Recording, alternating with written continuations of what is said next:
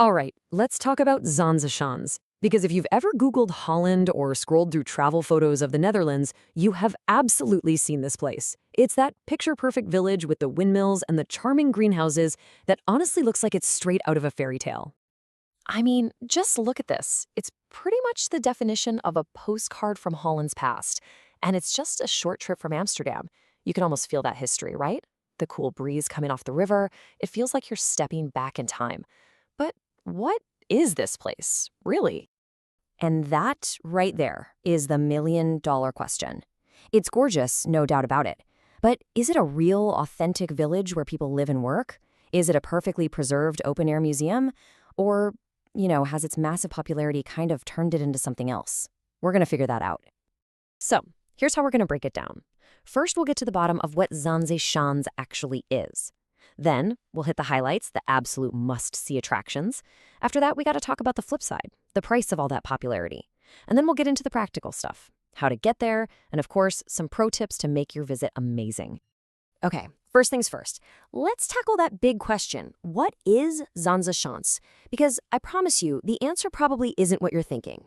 So here's the big reveal. Zaanse Schans isn't some ancient village that's been perfectly preserved for centuries. It's actually a massive and kind of brilliant conservation project from the 1960s. As the area modernized, all these historic windmills and houses were in danger. So they were literally picked up, moved, and reassembled here to create this living museum. It was all about saving a piece of Dutch industrial history.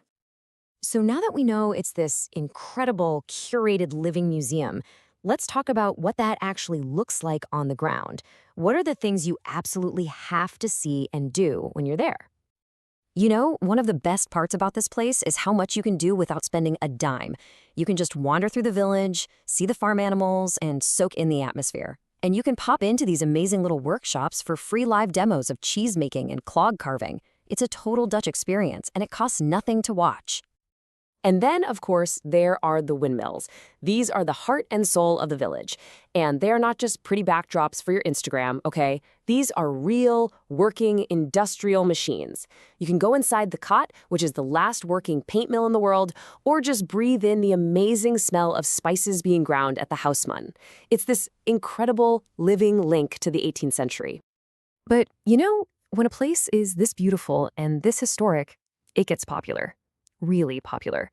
And that massive popularity comes at a price. Which brings us to the biggest challenge facing Zaanse Schans today. Just take a second to let this number sink in.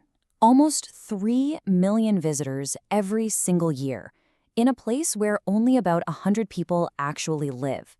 That is an insane ratio, and you can imagine the kind of friction that creates between tourism and just regular daily life. And this quote from the museum director just says it all. People don't realize these are actual homes. They wander into gardens, peek into windows. The line between public museum and private home gets completely erased for the people who live there. They're basically living in the middle of a theme park. So, to deal with this, a big change is coming. Starting in 2026, they're introducing a general entrance fee. And the idea is twofold, really. One, to help manage the sheer number of people coming in every day.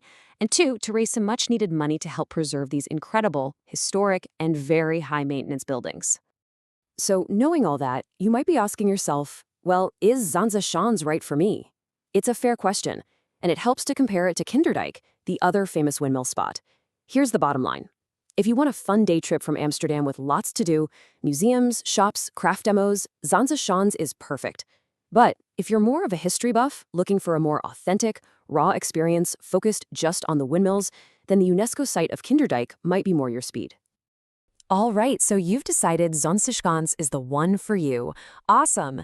Now for the easy part. Let's figure out the best way to get there from Amsterdam. You've basically got 4 main choices, and it all comes down to your budget and how much time you have. Honestly, my pick is the train.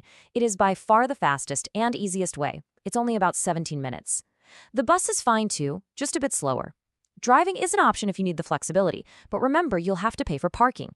And hey, if you're feeling adventurous, that 1-hour bike ride through the countryside is an experience all on its own. Okay, we have covered the what, the why, and the how to get there. Now let's wrap this up with the most important part, some insider tips so you can have the absolute best visit possible. If you want to really enjoy this place, timing is everything. Seriously. First, if you can, avoid the weekends. Go on a weekday.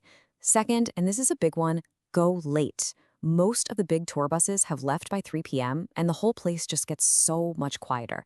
And finally, if your trip allows for it, go in the spring or fall. You'll get all the beauty with way, way fewer people.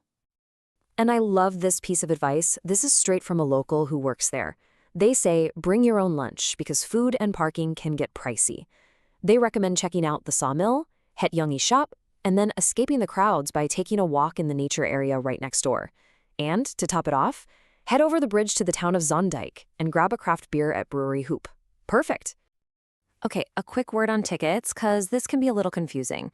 The number one thing to know is that just walking around the village is totally free. You only pay to go inside specific places, like a museum or one of the windmills. You can buy those tickets one by one, or if you're going to see a bunch of stuff, a pass like the Zaanse Schans Card might be worth it. The main takeaway here, figure out your must-see list before you pull out your wallet. And all of this really leaves us with one big final question. Zaanse Schans is the perfect example of this dilemma we see all over the world.